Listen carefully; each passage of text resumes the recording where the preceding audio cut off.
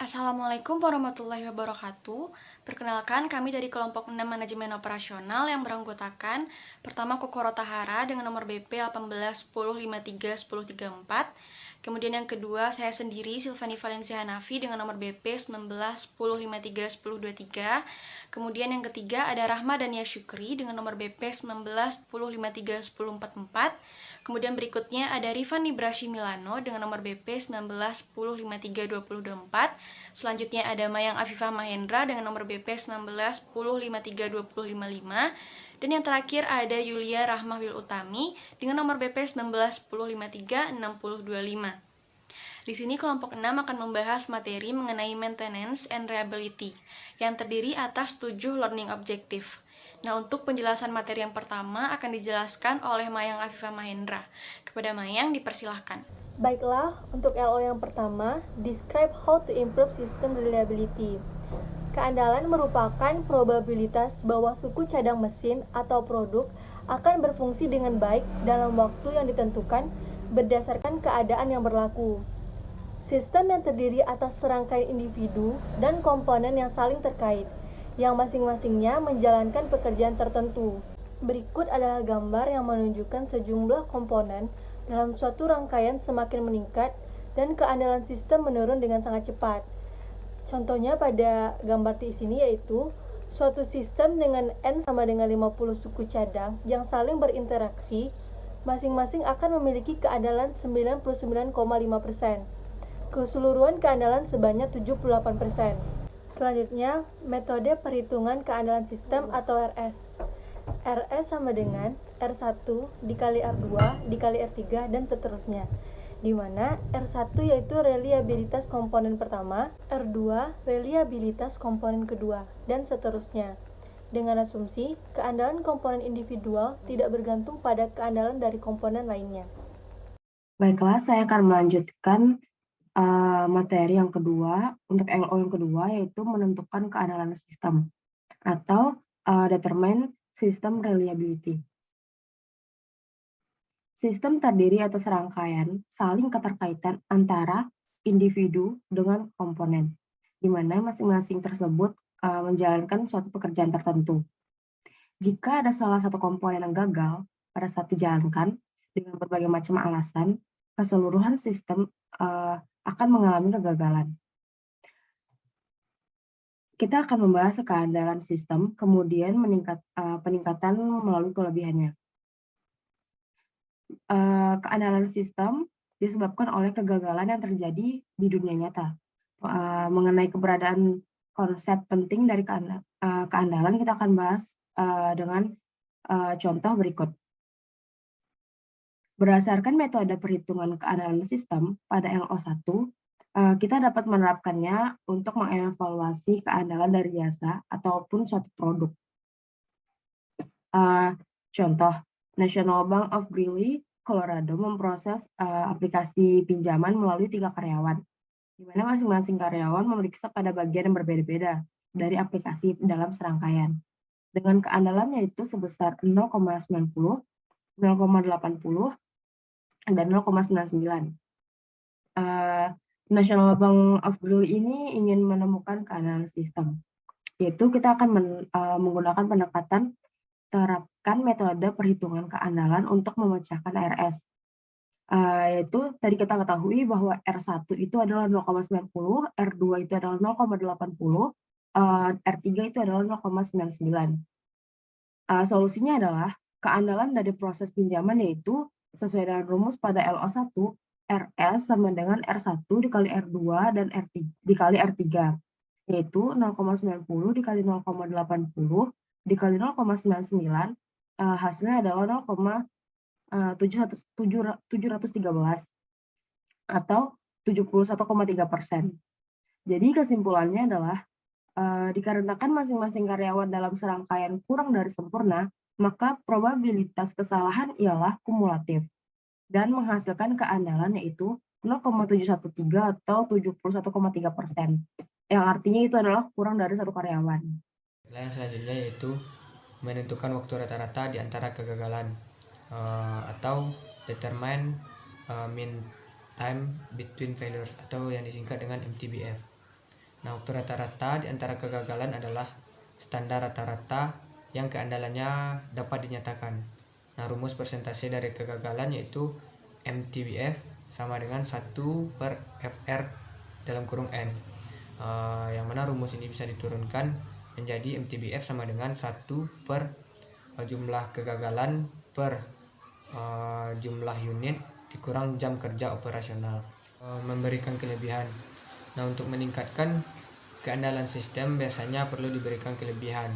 Nah, kelebihan ini akan ditambahkan ke from komponen cadangan atau jalur paralel. Nah, kelebihan cadangan. Dengan kelebihan cadangan ini, keandalan yang akan dihasilkan adalah probabilitas kerja pertama ditambah dengan probabilitas komponen kerja cadangan dan dikalikan dengan probabilitas kerja cadangan yang diperlukan. Baiklah, saya Yulia Rahmaul Utami akan melanjutkan pembahasan LO4, Distinguish Between Preventive and Breakdown Maintenance, yang mana pemeliharaan atau maintenance yaitu segala kegiatan yang di dalamnya adalah untuk menjaga sistem peralatan agar bekerja dengan baik. Terdapat dua jenis pemeliharaan. Yang pertama itu ada pemeliharaan pencegahan atau preventive maintenance, yaitu kegiatan pemeliharaan yang dilakukan untuk mencegah timbulnya kerusakan yang tidak terduga dan menemukan kondisi atau keadaan yang dapat menyebabkan fasilitas produksi mengalami kerusakan pada waktu digunakannya dalam proses produksi. Nah, pemeliharaan pencegahan ini mencakup pelaksanaan inspeksi rutin dan perbaikan serta menjaga tempat fasilitas dengan melakukan perbaikan yang tepat. Dengan demikian, semua fasilitas produksi akan terjamin kelancaran kerjanya sehingga dapat memungkinkan pembuatan suatu perencanaan pemeliharaan dan perawatan yang sangat cermat dan rencana produksi yang lebih tepat. Yang kedua yaitu ada pemeliharaan kerusakan atau breakdown maintenance, yang mana pemeliharaan kerusakan ini yaitu kegiatan pemeliharaan dan perawatan yang dilakukan setelah terjadinya kerusakan atau kelainan pada fasilitas atau peralatan sehingga tidak dapat berfungsi dengan baik. Yang mana pemeliharaan kerusakan ini ketika perlengkapan mengalami kegagalan dan harus diperbaiki berdasarkan pada keadaan darurat atau prioritas. Selanjutnya yaitu pelaksanaan atau pengimplementasian pemeliharaan pencegahan. Ada 4 poin. Yang pertama itu kita harus mengetahui kapan sistem memerlukan perbaikan atau kapan kemungkinan suatu sistem tersebut untuk gagal. Nah, yang kedua itu ada infant mortality atau kegagalan awal, di mana tingkat kegagalan awal yang tinggi. Dengan begitu, makanya banyak perusahaan, terutama contohnya perusahaan elektronik, memeriksa produk mereka sebelum pelaksanaan pengiriman. Jadi mereka akan melakukan bermacam-macam tes dan uji coba untuk mendeteksi permasalahan awal sebelum dilakukannya pengiriman. Yang ketiga ada distribusi MTBF, yang mana ketika distribusi menunjukkan standar deviasi yang kecil, akan diketahui bahwa kita itu memiliki sinyal untuk melakukan pemeliharaan pencegahan. Dan yang terakhir yaitu dengan teknik pelaporan yang tepat dan pencatatan yang baik dapat membantu perusahaan membuat keputusan ketika pemeliharaan pencegahan harus dilakukan. Baiklah, selanjutnya yaitu LO5, Describe how to improve maintenance. Keandalan dan pemeliharaan sangat penting, sehingga sebagian besar sistem manajemen pemeliharaan sekarang sudah terkomputerisasi. Pada gambar di bawah ini menunjukkan komponen utama dari sistem seperti itu, dengan file yang harus dipelihara di sebelah kiri dan laporan yang dihasilkan di sebelah kanan. Untuk contohnya, pada perusahaan dari Boeing meningkatkan keandalan produk mereka melalui sistem informasi pemeliharaan mereka. Boeing memantau kesehatan pesawat dalam penerbangan dengan menyampaikan informasi yang relevan secara real-time ke darat. Ini memberikan permulaan dalam masalah keandalan dan sistem pemeliharaan. Baiklah, saya akan melanjutkan tentang membandingkan biaya pemeliharaan pencegahan dengan biaya pemeliharaan kerusakan. Contohnya, Parlan Halikman adalah perusahaan konsultasi publik bersertifikat CPA yang mengkhususkan diri dalam penyiapan penggajian, Perusahaan berhasil mengotomatisasikan sebagian besar pekerjaannya dengan mesin pencetak kecepatan tinggi untuk memeriksa pemrosesan dan penyiapan laporan. Pendekatan terkompensasi memiliki permasalahan, yaitu lebih dari 20 bulan mesin pencetak mengalami kerusakan pada tingkat yang diidentifikasi pada tabel berikut. Dapat dilihat bahwa jumlah kerusakan dan jumlah bulan saat kerusakan terjadi pada tabel berikut. Selanjutnya, setiap kali perintah rusak, Farland dan Hartman akan mengestimasikan bahwa kerugian rata-rata akan senilai $300 dalam waktu produksi dan biaya perbaikan. Salah satu alternatif adalah membeli kontrak layanan perbaikan untuk pemeliharaan pencegahan. Bahkan jika Farland Hartman mengontrak untuk pemeliharaan, masih akan terjadi kerusakan dengan rata kerusakan per bulan. Untuk harga layanan perbaikan adalah $150 per bulan. Maka untuk menentukan apakah perusahaan CPA harus mengikuti kebijakan kontrak pengerjaan hingga terjadi kerusakan atau pemeliharaan pencegahan, maka untuk kita mengikuti 4 proses langkah berikut. Yang pertama adalah menghitung perkiraan jumlah kerusakan yang berdasarkan pada kejadian di masa lalu atau data historis. Jika perusahaan tetap melanjutkan seperti biasa tanpa kontrak jasa perbaikan. Yaitu langkah kedua, menghitung perkiraan biaya kerusakan per bulan dengan tanpa kontrak pemeliharaan pencegahan. Yang ketiga, menghitung biaya pemeliharaan pencegahan. Dan keempat, membandingkan kedua opsi tersebut dan pilih yang mana yang lebih murah. Baiklah, langkah pertama, kita akan mencari perkiraan jumlah kerusakan. Dengan rumusnya itu sigma jumlah kerusakan dikali frekuensi yang sesuai. Untuk mencari frekuensi, kita membagikan jumlah bulan terjadi kerusakan dengan total bulan, yaitu 2 bagi 20 untuk dan seterusnya. Dan kita masukkan ke rumus, yaitu dikalikan saja jumlah kerusakan dikali frekuensi yang sesuai, 0 kali 0,1, 1 kali 0,4, 2 kali 0,3, dan 3 kali 0,2. Dan hasil jumlah kerusakan per bulan adalah 1,6 kerusakan per bulan. Untuk angka kedua, kita mencari biaya kerusakan, yaitu dengan rumusnya perkiraan jumlah kerusakan dikali biaya kerusakan, yaitu 1,6 dari hasil yang tadi dikali 300, yaitu 480 per bulan. Langkah ketiga, kita mencari biaya pemeliharaan pencegahan. Biaya kerusakan yang kontrak yang diperbaikan ditangani ditambah biaya kontrak perbaikan. Yang pertama itu satu kerusakan per bulan dikali 300 dan ditambah 150 per bulan. Dan dapatlah hasilnya 450 per bulan. Langkah 4, kita memilih opsi mana yang lebih murah. Karena secara keseluruhan lebih murah untuk menyewa perusahaan jasa, yaitu sebesar 450 daripada tidak melakukannya, maka Hartman harus menyewa perusahaan jasa tersebut. Baiklah, selanjutnya kita masuk ke learning objective berikutnya, yaitu define autonomous maintenance. Atau pemeliharaan yang otonom.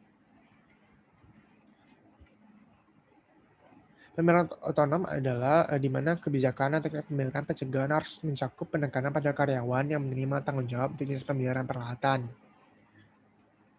Karyawan dapat memprediksi kegagalan serta mencegah kerusakan dan memperpanjang umur peralatan.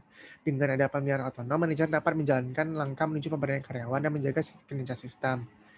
Pemeliharaan otonom adalah operator bermitra dengan personal pemeliharaan untuk mengamati, memeriksa, dan menyesuaikan, membersihkan, dan memberitahu tentang alat yang peralatan mereka gunakan.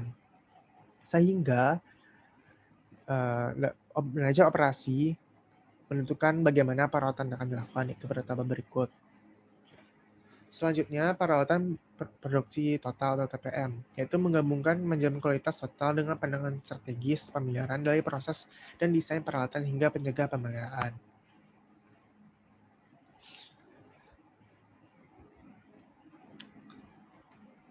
Banyak perusahaan telah bergerak untuk mengarahkan konsep total manajemen kualitas atau total quality management dalam praktik pelaksanaan pemeliharaan pencegahan dengan suatu pendekatan yang disebut total pemeliharaan produktif atau total productive maintenance atau TPM.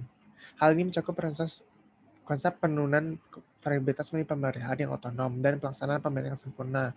Total pemeliharaan yang produktif meliputi hal sebagai berikut, yaitu merancang mesin yang diandalkan, mudah dioperasi dan mudah perawatannya, menekan total biaya, kembalikan saat membeli mesin dan sehingga layanan pemeliharaan sudah termasuk dalam biaya, mengembangkan rencana pemeliharaan preventif dan memanfaatkan praktik terbaik operator pemeran departemen layanan depo.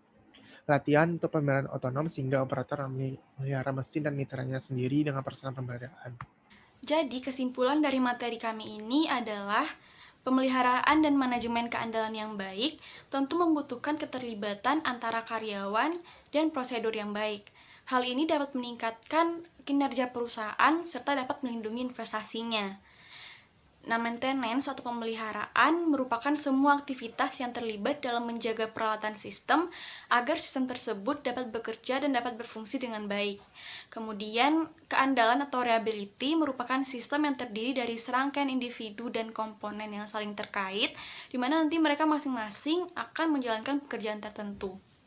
Lalu bagaimana cara meningkatkan keandalan atau reliability tersebut? Ada 2 taktik utama untuk dapat meningkatkan keandalan. Yang pertama dengan cara meningkatkan komponen individu, dan yang kedua dengan cara menyediakan redundansi, di mana redundansi adalah penggunaan komponen paralel untuk meningkatkan keandalan. Berikutnya, jika jumlah komponen dalam suatu rangkaian meningkat, maka keandalan dari seluruh sistem akan menurun dengan sangat cepat. Hal ini dapat kita hitung menggunakan rumus RS sama dengan R1 dikali R2 dikali R3, dan selanjutnya dikali Rn. Nah, berikutnya ada mean time between failures atau MTBF, yang merupakan waktu yang diharapkan antara perbaikan dan kegagalan komponen, mesin, proses, atau produk berikutnya. Selanjutnya, kita akan membahas mengenai 2 jenis pemeliharaan, yaitu preventive maintenance dan ada breakdown maintenance. Preventive maintenance adalah pelaksanaan inspeksi rutin dan perbaikan, serta menjaga tempat fasilitas dengan melakukan perbaikan yang tepat. Sedangkan breakdown maintenance yaitu ketika perlengkapan mengalami kegagalan dan harus diperbaiki berdasarkan pada keadaan darurat atau prioritas. Selanjutnya masih mengenai pemeliharaan atau maintenance. Bagaimana cara kita meningkatkan pemeliharaan ini? Sebenarnya keandalan dan pemeliharaan merupakan hal yang sangat penting, sehingga sebagian besar dari sistem pemeliharaan ini saat sekarang ini sudah bisa dilakukan secara komputerisasi. Contohnya saja melalui sistem informasi pemeliharaan seperti yang dilakukan oleh perusahaan Boeing and Food. Seperti yang sudah disebutkan di contoh, yang mana perusahaan Boeing memantau kesehatan pesawatnya dengan cara menyampaikan informasi yang relevan secara real time ke darat.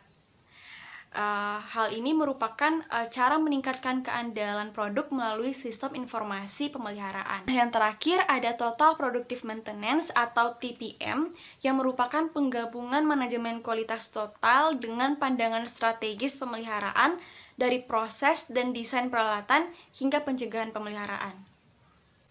Nah, sekian materi dari kelompok 6. Mohon maaf apabila ada kata-kata atau penyampaian yang salah. Jika dari teman-teman ada yang ingin bertanya, silakan bertanya. Kami akhiri dengan Assalamualaikum warahmatullahi wabarakatuh.